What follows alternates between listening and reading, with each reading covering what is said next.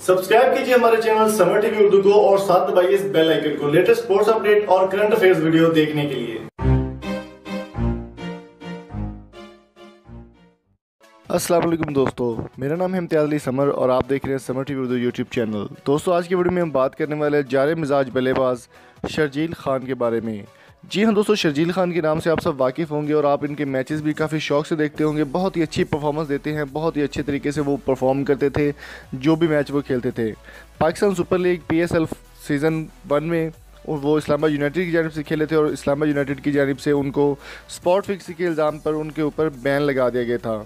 अब spot fixing उन्होंने की थी या नहीं ये तो उनको बेहतर पता या खुदा जानता है, लेकिन शर्जील खान ने इस बात का एतराफ़ किया था कि मोहम्मद इरफान और शर्जील खान इन्होंने स्पॉट फिक्सिंग में ये मुलव्वस थे और इसके बाद शर्जील खान के ऊपर जो है वो पाबंदी लगा दी गई थी 5 साल के लिए।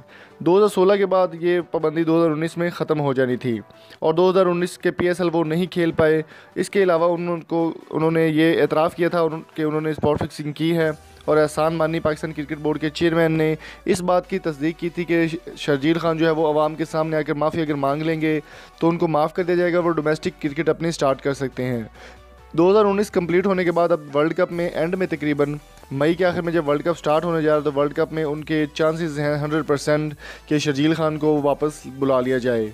अभी ये बात सुनने में आ रही है, तस्दीक भी इस बात की हो चुकी है कि शर्जील खान ने अपने एतराफ़ कर लिया है अपनी स्पॉट फिक्सिंग और माफ़ी भी मांगना वो चाहते हैं। प्रेस कॉन्फ्रेंस करके वो माफ़ी भी मांगेंगे अवाम से कि उन्होंने स्पॉट फिक्सिंग की है तो अवाम उनको माफ़ कर दे।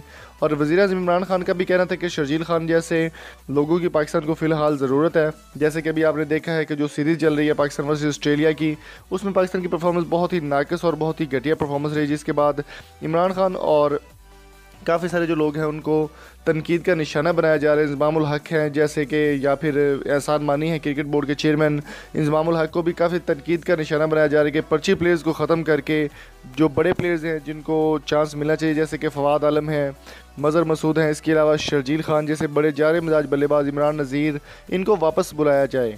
तो आप कमेंट बॉक्स में अपनी कीमती राय से हमें ज़रूर आगाह कीजिए कि आप शर्जील खान को वापस देखना चाहते हैं या नहीं। अगर आप देखना चाहते हैं तो कमेंट बॉक्स में #JusticeForSharjeel लाजमी तौर पर लिखें और कमेंट में ज़रूर बताएं। और अगर आप किसी नंबर का डाटा हासिल करना चाहते हैं तो लिंक एंड में आपको बताया जाएगा, डिस्क्रिप्शन में लिंक मौजूद है, उस तरह से आप डाटा हासिल कर सकते हैं। अगर आपको वीडियो अच्छी लगी तो चैनल को सब्सक्राइब ज़रूर कीजिएगा। थैंक यू सो मच, अल्लाह हाफिज़। दोस्तों, अगर आप नंबर किसी का डाटा हासिल करना चाहते हैं तो इजीली आपको प्ले स्टोर से सुपर VPN डाउनलोड करना होगा और एक वेबसाइट ओपन करनी होगी जिसका नाम है pakdata.ml। pakdata.ml आपने ओपन करने के बाद बिल्कुल फ्री इस पे रजिस्टर करना है। रजिस्टर करते ही आपके पास पर्सनल ट्रैकर का ऑप्शन आएगा और जैसे ही आप ओपन करेंगे फाइंड नंबर के ऑप्शन पर क्लिक करने के बाद आपने नंबर इसी मौके पर वज़ीर-ए-आज़म इमरान खान का कहना था कि उन्होंने एक ब्रीफिंग कमेटी बुला दी है जिसमें इंज़मामुल हक, का शनाख्ती का नंबर और एड्रेस आपके सामने सिलेक्शन कमेटी के चेयरमैन और एहसान मानी को तलब कर लिया और